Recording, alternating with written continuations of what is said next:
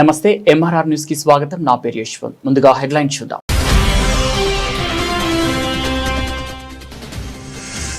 మాజీ CM YS Jagan ను కలిసిన నర్సింగ్ విద్యార్థిని సుప్రియ. ఆమె తల్లిదండ్రులు టీడీపీ నాయకుడి కోసం దారుణంగా వ్యవహరించారని వాపోయిన సుప్రియ.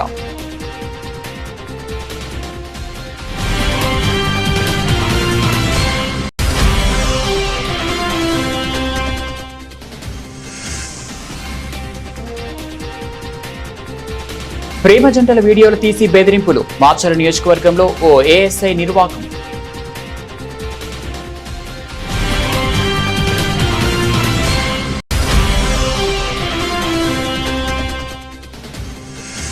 ఉన్న సిటీని పట్టించుకోవడం లేదు, కానీ ఫ్యూచర్ సిటీ కడతారా? సూటిగా ప్రశ్నించిన మాజీ మంత్రి కేటీఆర్.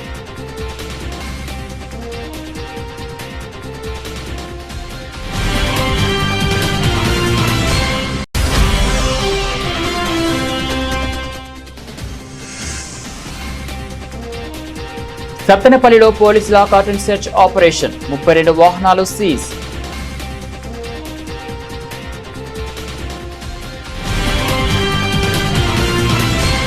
వైఎస్ఆర్సీపీ కేంద్ర కార్యాలయంలో మాజీ ముఖ్యమంత్రి వైఎస్ఆర్సీపీ అధినేత వైఎస్ జగన్ ను కలిసిన కృష్ణా జిల్లా పామర్రుకు చెందిన నర్సింగ్ విద్యార్థిని సుప్రియ. ఆమె తల్లిదండ్రులు తన తండ్రిపై నేరం మోపినందుకు ప్రశ్నించిన తనను Pamarru CI Subhakar, SI Bhaskar station కు పిలిపించి దారుణంగా కొట్టడమే కాకుండా తనకు, తన కుటుంబానికి జరిగిన అన్యాయాన్ని కలెక్టర్ గ్రీవియన్స్ మీ కోసంలో కృష్ణా జిల్లా కలెక్టర్ బాలాజీకి ఫిర్యాదు చేసిన వివరాలు వైఎస్ జగన్ కు చెప్పిన సుప్రియ. కలెక్టర్ బాలాజీ తన అర్జీని తిరిగి పోలీసులకు అప్పగిస్తే అదే పోలీసులు తనపై సెక్షన్ 307 కింద కేసు పెట్టి రిమాండ్ కు పంపారని, తర్వాత బెయిల్పై విడుదలైనట్లు తన ఆవేదన చెప్పుకున్న సుప్రియ, స్థానిక టీడీపీ నాయకుడు గణేష్ కోసం పోలీసులు తన కుటుంబంపై ఇంత దారుణంగా వ్యవహరించారని జగన్ వద్ద వాపోయిన సుప్రియ. పల్నాడు జిల్లా మాచర్ల పట్టణంలోని సంఘ సంస్కర్త మహాత్మా జ్యోతిరావు పూలే సేవలు మరవలేనివని పల్నాడు జిల్లా SC ST vigilance and monitoring committee member Kukkumadi Prasad అన్నారు. సంఘ సంస్కర్త మహాత్మా జ్యోతిరావు పూలే సేవలు మరవలేనివని ఆయన భారత సమాజంలో అణగారిన కులాల హక్కుల కోసం, వారి అభ్యున్నతి కోసం, విద్యాభివృద్ధి కోసం కృషి చేసిన మహానీయుడు మహాత్మా జ్యోతిరావు పూలే అని పల్నాడు జిల్లా SC ST vigilance and monitoring committee member మరియు దళిత బహుజన సంక్షేమ సేవా సంఘ రాష్ట్ర అధ్యక్షులు డాక్టర్ కుక్కమూడి ప్రసాద్ అన్నారు. మాచర్ల పట్టణంలోని దళిత బహుజన ప్రజా సంఘాల ఆధ్వర్యంలో కుక్కమూడి ప్రసాద్ అధ్యక్షతన మహాత్మా జ్యోతిరావు పూలే 199వ జయంతి సందర్భంగా అన్నా క్యాంటీన్ ఎదురుగా ఉన్న పూలే విగ్రహానికి పూలమాలలు వేసి ఘనంగా నివాళులు అర్పించారు. ఈ సందర్భంగా ప్రసాద్ మాట్లాడుతూ సమాజంలోని కుల వివక్షను, అంటరానితనాన్ని రూపుమాపడానికి జీవితాన్ని త్యాగం చేసిన మహనీయుడు మహాత్మా జ్యోతిరావు పూలే అని ఆయన అందించిన సేవలను కొనియాడారు. జ్యోతిరావు పూలే 199వ జయంతి కార్యక్రమం పట్టణంలో చాలా ఘనంగా నిర్వహించడం జరిగింది. ఈ కార్యక్రమంలో అప్పారావు నా పేరు, నా మిత్రులు, శ్రేయభిలాషులు, దళిత బహుజన సంఘాలు కూడా ఇందులో పాల్గొని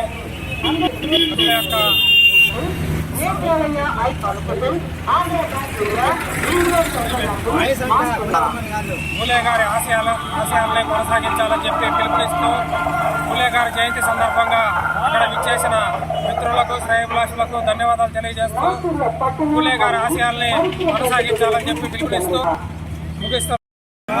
జోహార్ మహాత్మా జ్యోతిరావు పూలే, జోహార్ మహాత్మా జ్యోతిరావు పూలే. కొనసాగిద్దాం పూలే గారి ఆశయాలను, కొనసాగిద్దాం పూలే గారి ఆశయాలను, కొనసాగిద్దాం పూలే గారి ఆశయాలను. అందరికీ నమస్కారం అండి. నా పేరు కుక్కుముడి ప్రసాద్, దళిత బహుజన సంక్షేమ సేవా సంఘం రాష్ట్ర అధ్యక్షుడిని మరియు పల్నాడు జిల్లా SC ST vigilance and monitoring committee మెంబర్ని. ఈరోజు సంఘ సంస్కర్త మహాత్మా జ్యోతిరావు పూలే గారి 199వ జయంతి కార్యక్రమాన్ని దళిత ప్రజా సంఘాల ఆధ్వర్యంలో మాచర్ల పట్టణంలోని అన్నా క్యాంటీన్ ఎదురుగున్నటువంటి మహాత్మా జ్యోతిరావు పూలే గారి విగ్రహం వద్ద ఆయన యొక్క విగ్రహానికి పూలమాల వేసి ఘనంగా నివాళులర్పించి జోహార్లు తెలియజేయడం జరిగింది. మహాత్మా జ్యోతిరావు పూలే గారు భారత సమాజంలో మరి కుల వివక్షను, అంటరానితనాన్ని రూపుమాపడానికి జీవితాన్ని దారపోసినటువంటి మహానుభావుడు మహాత్మా జ్యోతిరావు పూలే గారు. పొడుగు బలగ వర్గాల హక్కుతో, వారి యొక్క అభివృద్ధి కోసం, అలాగే మహానుభావుడు మహాత్మా జ్యోతిరావు పూలే గారు. ఆయన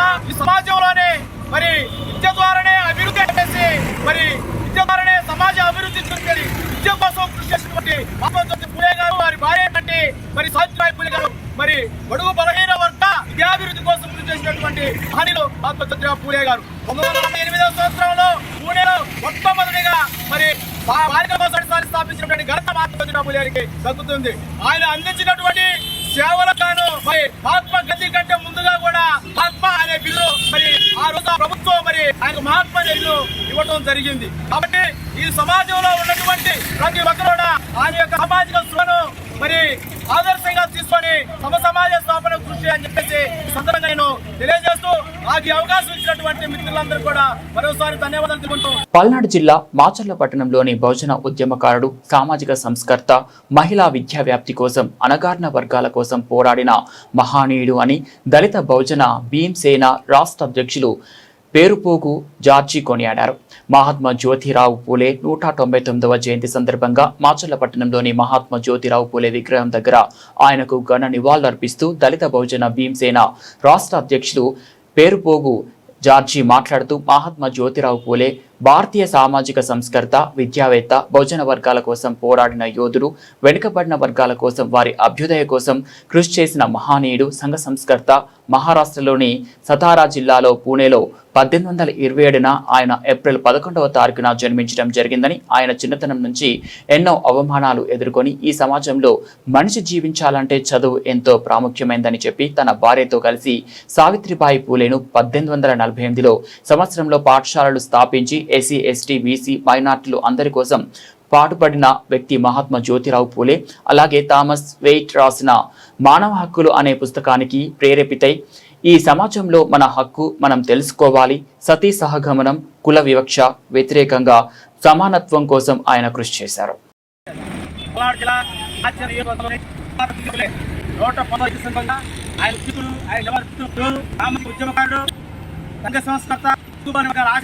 మహాత్మా జ్యోతిరావు పూలే చిన్నతనం కూడా ఆయన ఎదుర్కొని 1807 ఆయన జన్మించడం జరిగింది.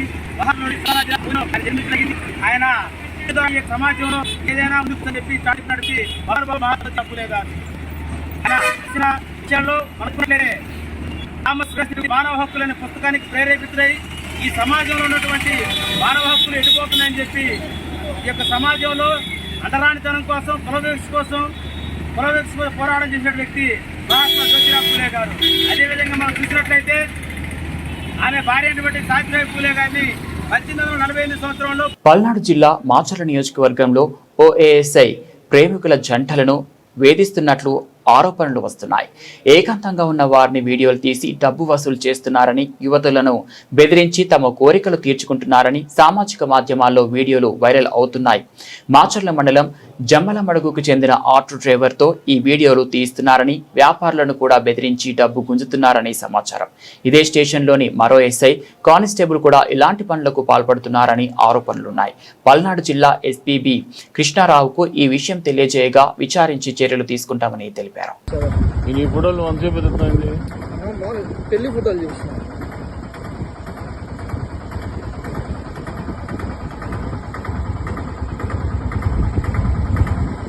February 7 పెళ్ళి ఇట్రా పక్కన వాళ్ళమ్మ నాన్న పేరు ఏం చెప్పు. ఏ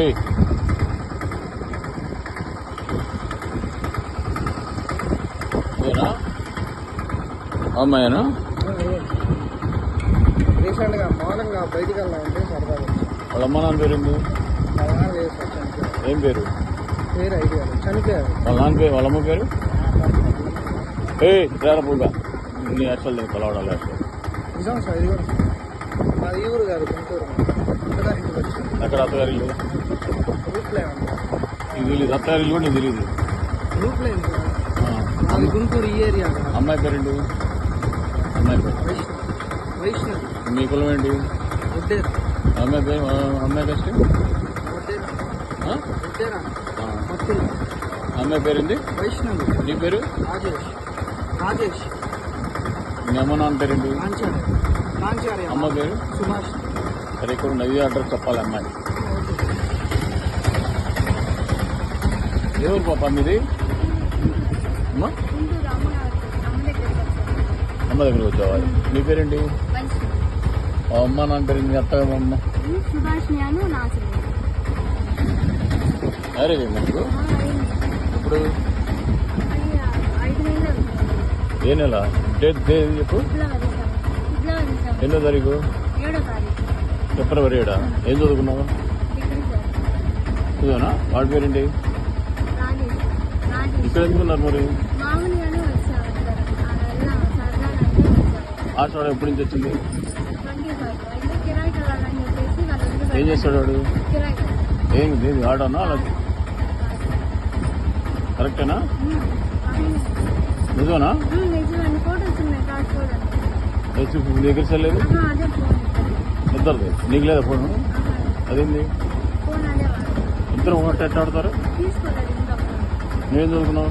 నేను డిగ్రీ చదివాను. వాడు ఇంటర్ చదివాను. సరే ఒక డౌట్గా ఉంది కాబట్టి చేసినాడు వెళ్ళి. బీఆర్ఎస్ అధినేత కె చంద్రశేఖరరావుతో ఎర్రబెల్లి నివాసంలో మాజీ మంత్రి టి జీవన్ రెడ్డి మర్యాదపూర్వకంగా భేటీ అయ్యారు. నివాసానికి చేరుకున్న జీవన్ రెడ్డికి BRS party working president KTR సాదరంగా ఆహ్వానించారు.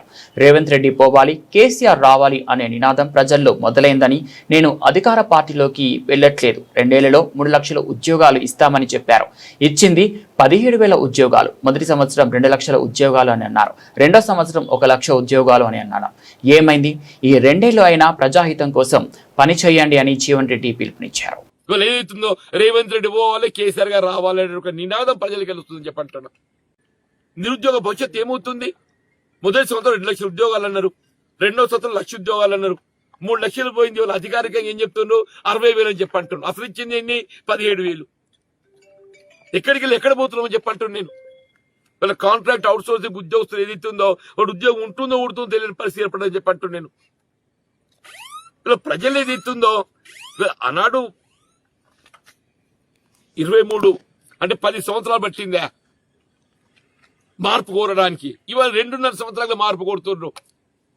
ఇవాళ ఏదైతుందో రేవంత్ రెడ్డి పోవాలి, కేసీఆర్ గారు రావాలనే ఒక నినాదం ప్రజలకు వెళ్తుందని చెప్పంటున్నా. రేవంత్ రెడ్డి గారు పోవాలి, కాంగ్రెస్ పార్టీ మార్పు కావాలి, కేసీఆర్ గారు రావాలి, బీఆర్ఎస్ పార్టీ రావాలని చెప్పని ప్రజలకి వెళ్ళి నినాదం వస్తుందని చెప్పంటున్నాను నేను. దాన్ని ఆలోచించి ఇంకా 2 ఏళ్ళు అధికారం ఉండేది ఉన్నది. కాంగ్రెస్ పార్టీ ఇంకా 2 సంవత్సరాల అధికారంలో ఉండేది ఉన్నది.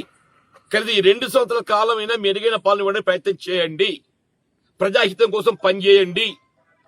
అది ఆలోచన చేయకుండా జీవన్ రెడ్డి ఎందుకు పోతుండే? నేను అధికార పార్టీ పోతలేను కదా. 2014లో ఏదైతే ఎప్పుడైతే బీఆర్ఎస్ ప్రభుత్వం అధికారం ఉన్నదో, నా కాలంలో బీఆర్ఎస్ పార్టీ చేయడానికి ఏదైతుందో కేసీఆర్ గారు ఒక విధంగా ఏదైతే కలిసి పనిచేయాలని చెప్పి కోరిందని చెప్పి అంటున్నాను. అభివృద్ధికి తోడ్పడరని చెప్పి అంటున్నాను. ఇవాళ శాసన మండలి 2019లో మొత్తం శాసన మండలి ఏకైక సభ్యున్నాయి. నేనే నాయకుడిని, నేనే సభ్యుడిని. నాకు ఈ పక్క వెళ్ళారు, ఆ పక్క వెళ్ళారు. ఒంటరి పోరాటం చేశాను అంటే ఒంటరి పోరాటం చేసిన. నాకు పార్టీ ప్రేమల చట్టం ఏదైతుందో నాకు ఆటంకం లేకుండే. పార్టీ ప్రేమల చట్టం ఇబ్రహీంపట్నంలో బీఆర్ఎస్ వర్కింగ్ ప్రెసిడెంట్ కేటీఆర్ మాట్లాడుతూ, మేము 7 ఏళ్లు కష్టపడి ప్రపంచ స్థాయి ఫార్మసిటీ కోసం 14,000 ఎకరాలు సేకరించామన్నారు. అధికారంలోకి రాగానే ఆ భూములు రైతులకు ఇచ్చేస్తామని కాంగ్రెస్ నాయకులు చెప్పారు. ఇప్పుడు ఆ భూముల్లో ఫ్యూచర్ సిటీ కడతారా? ఉన్న సిటీని పట్టించుకోవడం లేదు, కానీ ఫ్యూచర్ సిటీ కడతారా అని సూటిగా ప్రశ్నించారు. ఇవాళ ఈ ప్రభుత్వం చేస్తున్న అరాచకాలు నాకంటే బాగా మీకే తెలుసు. ఫార్మా సిటీ ఇక్కడనే బ్రహ్మాండంగా కేసీఆర్ గారి నాయకత్వంలో 14,000 ఎకరాలు సేకరించి మన ఆలోచన ఏముండే? ఒకటి ఒక గ్రీన్ ఫార్మా సిటీ పెట్టాలి, స్టేట్ ఆఫ్ ద ఆర్ట్ అంటే ప్రపంచంలో అత్యున్నతమైన ప్రమాణాలతో స్థానికంగా కాలుష్యం అనేది లేకుండా అక్కడే మరి బాగా చేయాలన్న ఉద్దేశంతో దాదాపు 7 సంవత్సరాలు కష్టపడి కిషన్ రెడ్డి గారు, సబితక్క, నేను మేమందరం కష్టపడి చాలా మందిని ఒప్పించి మెప్పించి కొంత ఇబ్బంది పెట్టి కూడా నిజంగా రైతులకు మొక్కాలి. ఆఖరికి వాళ్ళని చెప్పి మొత్తానికి 7 ఏళ్లు తనలాడి 14,000 ఎకరాలు సేకరించారు. ఏం చెప్పిన ఆ రోజు కాంగ్రెస్ నాయకులు? ఆ రోజు సిఎల్పి లీడర్ గా ఉన్న బట్టి విక్రమార్క గారు ఇక్కడ పాదయాత్ర చేసిండు. ఈ రోజు మంత్రిగా ఉన్న సీతక్క గారు ఆ రోజు ఇక్కడికి వచ్చింది. ఈ రోజు మంత్రిగా ఉన్న కోమటిరెడ్డి వెంకటరెడ్డి గారు ఆ రోజు ఎంపీగా ఉండే. ఏమన్నారు ఇక్కడికి వచ్చి అన్నాడు? ఈరోజు రైతు కమిషన్ చైర్మన్ గా ఉన్న కోదండ రెడ్డి గారు అందరూ చెప్పినారు కాంగ్రెస్ వాళ్ళు, మీరు మాకు ఓటేయండి, గెలిపించండి, మీ భూములు మీకు తిరిగి బంగారు పల్లెంలో పెట్టి అప్పచెప్తామన్నారు. మరి 2.5 ఏళ్ళ ఓడ మీద ఉన్నప్పుడు ఓడమల్లన్న, ఒడ్డుకెక్కినాక బోడమల్లన్న అన్నట్టు ఓట్లు వేయించుకున్నారు. అవతల పడ్డరు. ఇవాళ ఫార్మా సిటీ కాదు ఫ్యూచర్ సిటీ అని చెప్పి రంగుల కళ, ఈస్ట్మన్ రంగుల కళ లాంటి సినిమా చూపెడతా ఉన్నాడు. మన రేవంత్ రెడ్డి మాట్లాడుతూ ఉన్నాడు ఇక్కడికి వచ్చి, ఇది future city, Bharat future city, దీనిలో న్యూయార్క్ను తలదన్నే నగరాన్ని నిర్మిస్తా నేను అని చెప్తున్నాడు. ఉన్న సిటీని పట్టించుకునే తెలివి లేదు. ఉన్న సిటీలో దోమలు గుట్టి జనం చచ్చిపోతుంటే దాన్ని అడిగినోడు లేడు. ఫ్యూచర్ సిటీ కడతాడట. ఫ్యూచర్ సిటీ ఎవరు కడతారు? ఫ్యూచరే లేని నాయకుడు, ఆయనకు ఫ్యూచర్ లేదుగా. మళ్ళా తప్పిదారి ఆ పార్టీ ఇంకో 50 ఏళ్ళు ఇక్కడ మొలకొత్తనేయకుండా చేసిపోతున్నాడు రేవంత్ రెడ్డి. కాంగ్రెస్ పార్టీని బొందబెట్టిపోతాడు. అట్లాంటి నాయకుడట ఫ్యూచర్ సిటీ కడతాడట. ఉన్న 14,000 ఎకరాలకు వాపసిస్తా అన్నాడు. ఇవాళ ఇంకొక 16,000 ఎకరాలు మీ దగ్గరికి వెళ్ళి తీసుకుంటా అంటున్నాడు. మొత్తం 30,000 ఎకరాల్లో ఏదో చేస్తా అని చెప్పి గ్రాఫిక్స్ తోని AI తోని బొమ్మలు చూపెట్టి టైంపాస్ చేసుకుంటూ గడిపేస్తా ఉన్నాడు. పల్నాడు జిల్లా నరసరావుపేట పట్టణంలోని వైఎస్ఆర్ కాంగ్రెస్ పార్టీ కార్యాలయంలో ఏర్పాటు చేసిన విలేకరుల సమావేశంలో పల్నాడు జిల్లా వైఎస్ఆర్సీపీ అధికార ప్రతినిధి నరసరావుపేట మాజీ శాసనసభ్యులు గోపిరెడ్డి శ్రీనివాసరెడ్డి మాట్లాడుతూ మాజీ ముఖ్యమంత్రి వైఎస్ జగన్మోహన్ రెడ్డి మావిగన్ ప్రస్తావన తేగానే ప్రజల సంపూర్ణంగా విశ్వసించారని తెలిపారు. ఎప్పుడైతే మావిగన్ గురించి మాట్లాడాడో అప్పటి నుంచి కూడా ప్రజల్లో పెద్ద చర్చ జరుగుతూ ఉంది. ఆయన మాట్లాడిన దాంట్లో, చెప్పిన దాంట్లో తప్పే ఉంది. గుంటూరు, విజయవాడ, మచిలీపట్నం పెద్ద పెద్ద నగరాలు. మచిలీపట్నం పోర్టు కూడా, అక్కడ పోర్టు కూడా అభివృద్ధి చెంది పోర్టు కూడా పూర్తి చేసుకుంటే ఇంకా అద్భుతంగా ఉంటుంది. ఎందుకంటే ప్రపంచంలో ఈరోజు మనం ఏ దేశానికైనా రాజధానులు చూస్తే పోర్టు ఉన్నవి బాగా డెవలప్ అయినాయి.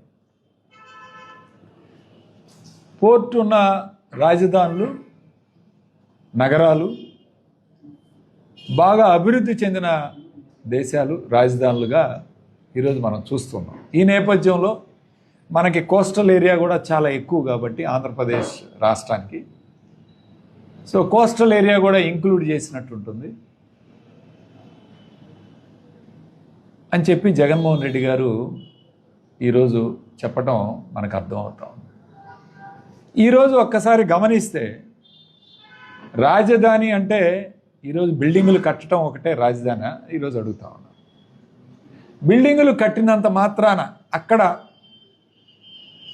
ఎకనామిక్ యాక్టివిటీ ఏమీ లేకపోతే అది రాజధానిగా అభివృద్ధి చెందుతుందా? ఈరోజు మనం ప్రశ్నించుకోవాలి ఈరోజు. ఎందుకంటే ఛత్తీస్గఢ్ రాష్ట్రంలో రాయ్పూర్ అనే నయా రాయ్పూర్ అనే దాన్ని 15 సంవత్సరాల నుంచి రాజధానిగా కడతానే ఉన్నారు వాళ్ళు.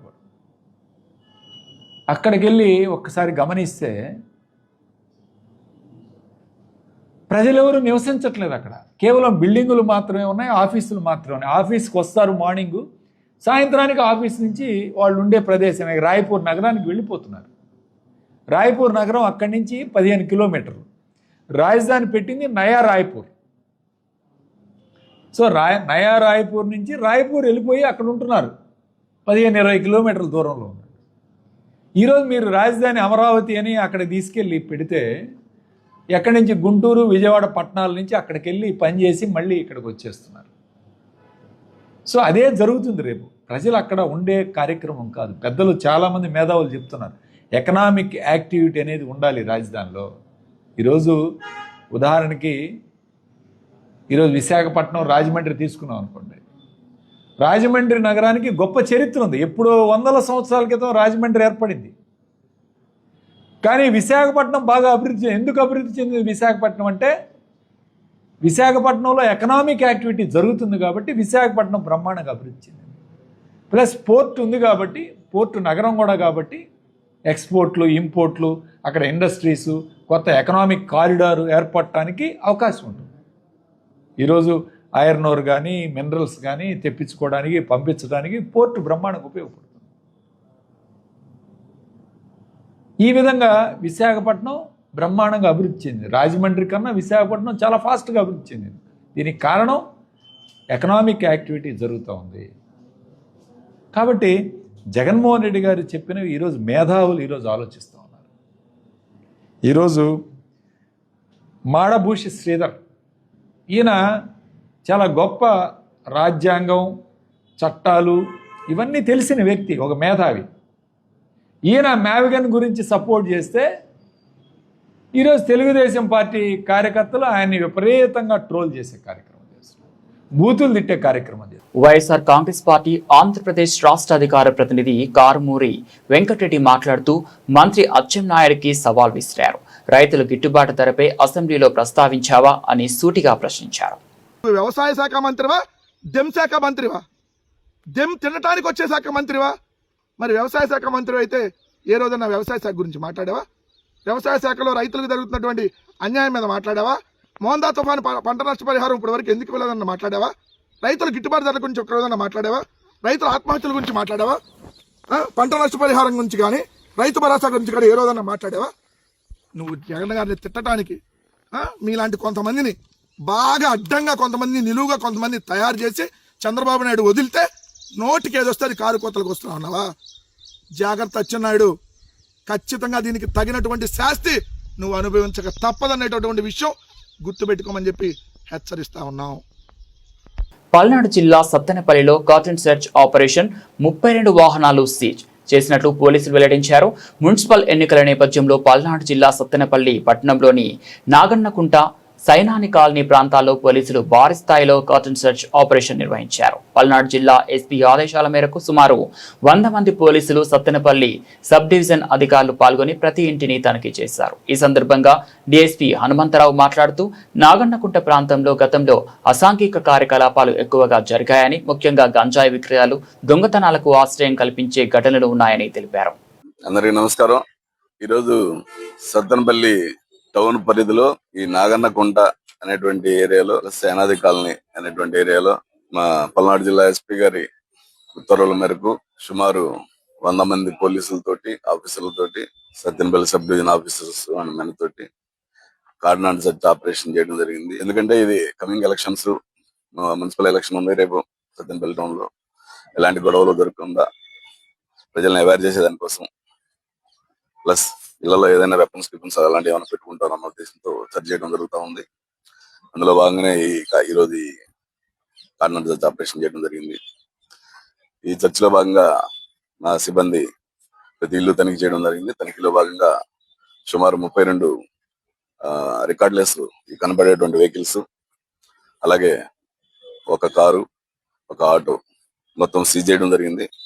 వీటన్నిటిలో రికార్డ్స్ ఎవరైనా తదుపరి తీసుకొచ్చిస్తే చూసి పంపిస్తారు, లేదంటే ఖచ్చితంగా అన్ని సీజ్ చేసి కోర్టుకు పెట్టడం జరుగుతుంది దొంగ వెహికల్స్ కింద పరిగణించి. ఈ సందర్భంగా ఈ నాగన్నకుంట ప్రజలందరికీ కూడా ప్రెస్ ద్వారా మేము చెప్పేది ఏంటంటే, నాగన్నకుంటలో ఇప్పుడు కాదు, దాదాపు 10 సంవత్సరాల క్రితం నుంచి 30 సంవత్సరాల నుంచి కూడా ఇక్కడ అసాంఘిక కార్యక్రమాలు కొంచెం నిలయంగా ఉంటుంది. ముఖ్యంగా గంజాయి తాగి ఎక్కువ ఇచ్చేయడం, అలాగే దొంగతనం చేసి వచ్చి వాళ్ళకి షెల్టర్ ఇవ్వడాలు, ఇవన్నీ కూడా 10 సంవత్సరాల క్రితం నేను ఎస్ఐగా చేసినప్పటి నుంచి కూడా నాగన్నకుంట అంటే ఒక స్పెషల్ ఉంది. ఆ ఉద్దేశంతో ఈరోజు చేయడం జరిగింది. అయితే ఎలాంటి ఇల్లీగల్ వెపన్స్ కానీ ఏం దొరకలేదు. ముఖ్యంగా గంజా కూడా ఇక్కడ ఎక్కువ అమ్మేవాళ్ళు అప్పుడు, వాళ్ళైతే ఇప్పుడు లేరు. గంజా కోసం కూడా ట్రై చేశారు, గంజా అయితే దొరకలేదు. దయచేసి ఇప్పుడున్న ప్రజలందరికీ కూడా మా విన్నపం ఏంటంటే, ఎవరు గంజాయి జోలికి పోవద్దు, గంజాయి అమ్మద్దు, చాలా తీవ్రమైన చర్యలు తీసుకోబడతాయి. అదేవిధంగా ఏ ఇల్లీగల్ యాక్టివిటీస్ కూడా మీరు ఇన్వాల్వ్ అవ్వద్దు, అలౌ చేయొద్దు. అమరావతికి జగన్ పేరుతో మావిగన్ సరే, పులివెందులకు అవినాష్ పేరుతో అవిగొడ్డలి అని పెట్టాల్సిందని ఆంధ్రప్రదేశ్ కాంగ్రెస్ పార్టీ పిసిసి అధ్యక్షురాలు వైఎస్ షర్మిల వ్యంగ్యాస్త్రాలు గుప్పించారు. జగన్ పేరులో గన్నుంది, అవినాష్ పేరులో వినాశనం ఉందని, వైసీపీ సిద్ధాంతం ఎంతసేపు నరకాలి, చంపాలి, నాశనం చేయాలి అని చూస్తున్నారు తప్ప ఒక్క మాట అయినా అభివృద్ధిపై మాట్లాడలేని జగన్ నిండు సభలో విజయమ్మను అవమానించినందుకు బోస ఎంత ఏడ్చినా తక్కువే అని వైఎస్ షర్మిలారెడ్డి అన్నారు.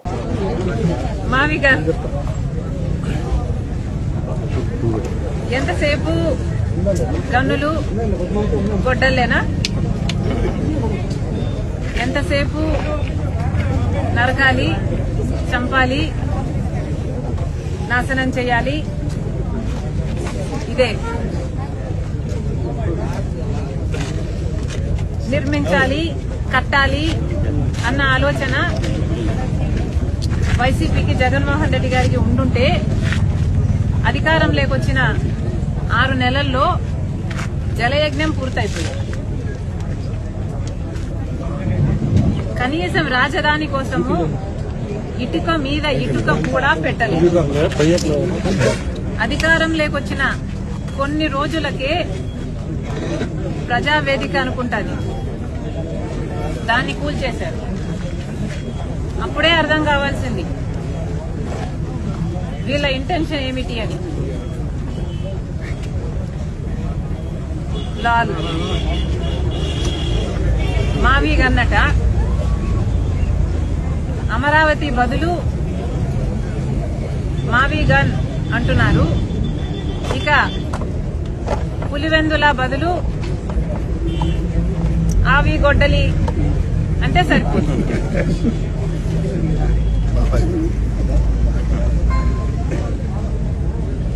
ఎలాగో మీరు గన్నులు గొడ్డళ్ళు ఇవే మాట్లాడతారు కాబట్టి దీనికి మావి గన్నుకు మీ పేరు పెట్టండి, పులివెందలకి అవినాష్ పేరు మీద ఆవి గొడ్డలి పెట్టండి. మీ పేరులోనే ఉన్నాయి గన్ను, అవినాష్ లో నాశనం. ఇక వేరే ఏం చెప్పాలి మీకు? అసలు మావి గన్ ఇంత అద్భుతమైన ఐడియా అయితే మరి మీరు అధికారంలో 5 సంవత్సరాలు ఉన్నారు కదా, మరి గాడిదలు కాసారా? ఎందుకు అమలు పరచలేదండి మావి గన్ను? మావి గన్ను నిజంగానే అంత అద్భుతమైన ఐడియా అయితే మీరు మూడు రాజధానిలు అని ఎందుకన్నారు? మావి గన్ను ఎందుకు అమలు పరచలేదు? ఆ 5 సంవత్సరాలు గుడ్డిగుర్రాలకు పళ్ళు తోమారా లేక నిద్రపోయారా? ఏం చేశారు? పైగా మావి గన్ను మీద మా వైఖరేంటో చెప్పాలట. ఎవరైనా ఒక జోకు వింటే నవ్వుతారు, అదే దాని మీద వారి. పల్నాడు జిల్లా గురజాల మాజీ శాసనసభ్యులు కాసు మహేష్ రెడ్డి మాట్లాడుతూ ఈ ప్రభుత్వం చిత్తశుద్ది కోల్పోయిందని, బీసీలకు అన్యాయం జరిగితే ప్రభుత్వం పట్టించుకోదా అని సూటిగా ప్రశ్నించారు. గురజాల ఎమ్మెల్యే ఎరపతినేని శ్రీనివాసరావు అదే మీ సామాజిక వర్గంలో జరిగి ఉంటే ఖచ్చితంగా పోరాటం చేసేవారు కదా అని గురజాల మాజీ ఎమ్మెల్యే కాసు మహేష్ రెడ్డి అన్నారు. ఈ ఘటన జరిగి సుమారు 2 నెలలు గడుస్తున్నా ఇప్పటికీ ఆ కుటుంబాన్ని పరామర్శించలేదని గురజాల మాజీ ఎమ్మెల్యే కాసు మహేష్ రెడ్డి అన్నారు. నా ప్రభుత్వం రాగానే ఎంక్వైరీ వేసి ఆ కుటుంబాన్ని అన్ని విధాలుగా ఆదుకుంటామని గురజాల మాజీ ఎమ్మెల్యే కాసు మహేష్ రెడ్డి హామీ ఇచ్చారు. చల్లగుడిపాడు గ్రామంలో ఫిబ్రవరి మొదటి వారంలో అత్యంత పాశవికంగా మరి అత్యంత దారుణంగా 2 బీసీలు కుటుంబాలకు చెందిన పెద్దల్ని పాపం దారుణంగా హత్య చేశారు తెలుగుదేశం నాయకులు. హత్య చేయటమే కాకుండా వాళ్ళని కాలవల్లో వేస్తే సుమారు 10 రోజులు పోలీసులు పట్టించుకోపోయినా కుటుంబ సభ్యులే వెతుకులాడి వెంపర్లాడి అన్ని చోట్ల తిరిగితే చివరికి వాళ్ళ మరి డెడ్ బాడీలు దొరకటం జరిగింది. కేసు పెట్టారు, అయినా ఈ ప్రభుత్వం స్పందించలేదు. అందుకే జగన్మోహన్ రెడ్డి గారి దగ్గరికి వాళ్ళని తీసుకెళ్లడం జరిగింది. మేమందరం నాయకులు, వైఎస్ఆర్సీపీ నాయకులు. ఒకే మాట ఇచ్చాడు జగన్మోహన్ రెడ్డి గారు, బీసీలు కదా మర్డర్ చేస్తే పర్లేదులే అన్నట్టు తెలుగుదేశం వాళ్ళు ఉన్నారని వాళ్ళు చెప్తే ఖచ్చితంగా రేపు ప్రభుత్వం వచ్చిన వెంటనే ఒకవేళ ఇప్పుడు న్యాయం జరగకపోతే రేపు అవసరమైతే సిబిసిఐడి ఎంక్వైరీ పెట్టి ఎవరైతే తప్పు చేశారో వాళ్లకు శిక్ష పడేటట్టు చేస్తుంది రేపు వచ్చే జగన్మోహన్ రెడ్డి గారి ప్రభుత్వాన్ని వాళ్ళకి హామీ ఇవ్వటం జరిగింది. వాళ్ళ కుటుంబానికి అన్ని విధాలుగా కూడా పార్టీ అండగా ఉంటుంది. అవసరమైతే రేపు అసైన్మెంట్ కమిటీలో పెట్టి ప్రభుత్వం వచ్చినాక వాళ్ళ పిల్లల్ని ఆదుకోవడానికి వాళ్ళ పొలం కూడా ఏర్పాటు చేస్తాం. ఇక్కడున్న తెలుగుదేశం నాయకుడికి ముఖ్యంగా ఎరపతినేని శ్రీనివాసరావు గారిని అడుగుతున్నాం, కనీసం మీకు బాధ్యత ఉందా? ఒక ఎమ్మెల్యేగా మీ నియోజకవర్గంలో 2 బీసీల్ని నిర్దాక్షిణంగా చంపితే కనీసం పట్టించుకోలేదే? కనీసం మానవత్వం. ఒక ఎమ్మెల్యే అన్నవాడు నియోజకవర్గానికి ఒక తప్పు జరిగినప్పుడు దాన్ని ఖండిస్తూ, ఎవడైనా కావచ్చు, తప్పు చేసిన వాడు మీ పార్టీ వాడు అవ్వచ్చు, అయితే ఖండించాల్సిన అవసరం మీకు లేదా? ఇదే మీ పార్టీ వాడికో ఇదే మీ కులం వాడికో జరుగుంటే నువ్వు పరిగెత్తేవాడివి కాదా ఎరపతినేని శ్రీనివాసరావు గారు? మరి వీళ్ళది ఇప్పటి వరకు కనీసం పలకరింపు లేదే. ఏం జరిగింది?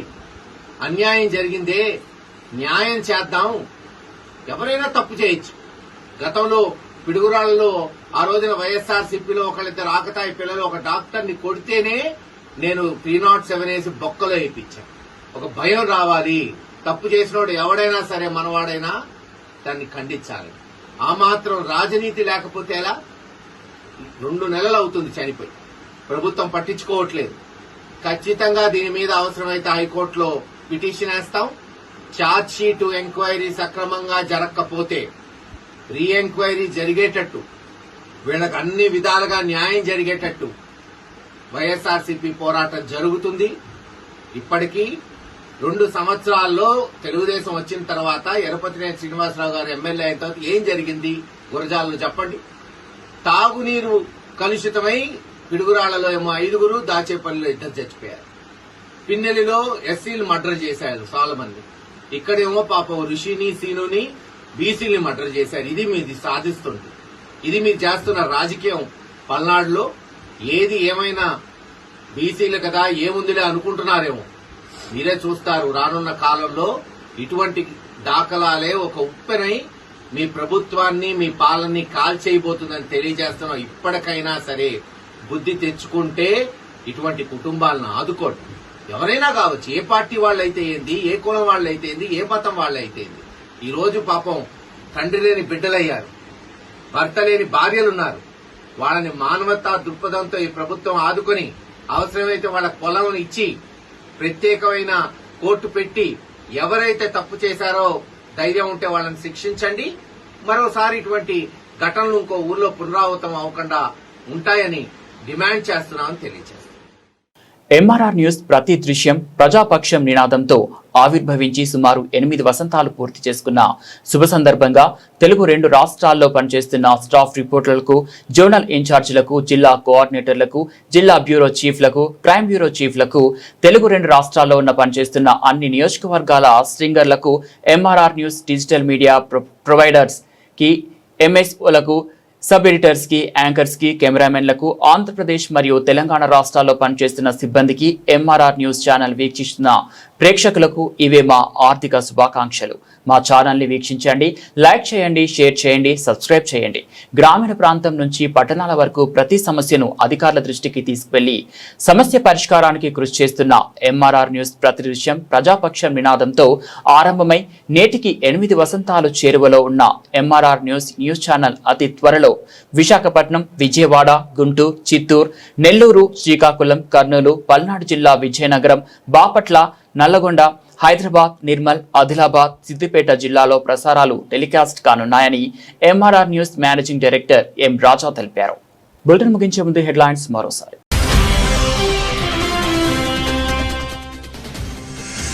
మాజీ సీఎం వైఎస్ జగన్ ను కలిసిన నర్సింగ్ విద్యార్థిని సుప్రియ. ఆమె తల్లిదండ్రులు టీడీపీ నాయకుడి కోసం దారుణంగా వ్యవహరించారని వాపోయిన సుప్రియ.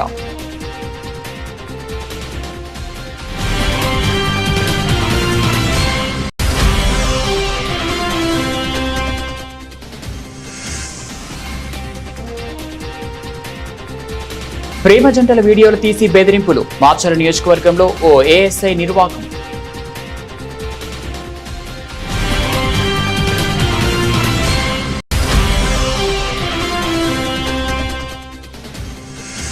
ఉన్న సిటీని పట్టించుకోవడం లేదు, కానీ ఫ్యూచర్ సిటీ కడతారా? సూటిగా ప్రశ్నించిన మాజీ మంత్రి కేటీఆర్.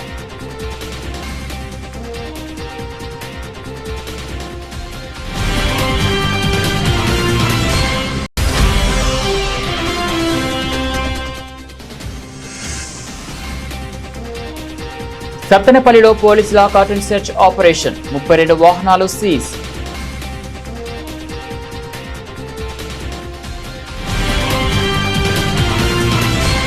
ఇవి బులెటిన్ అప్డేట్స్. మరో బులెటిన్లో మళ్ళీ కలుద్దాం.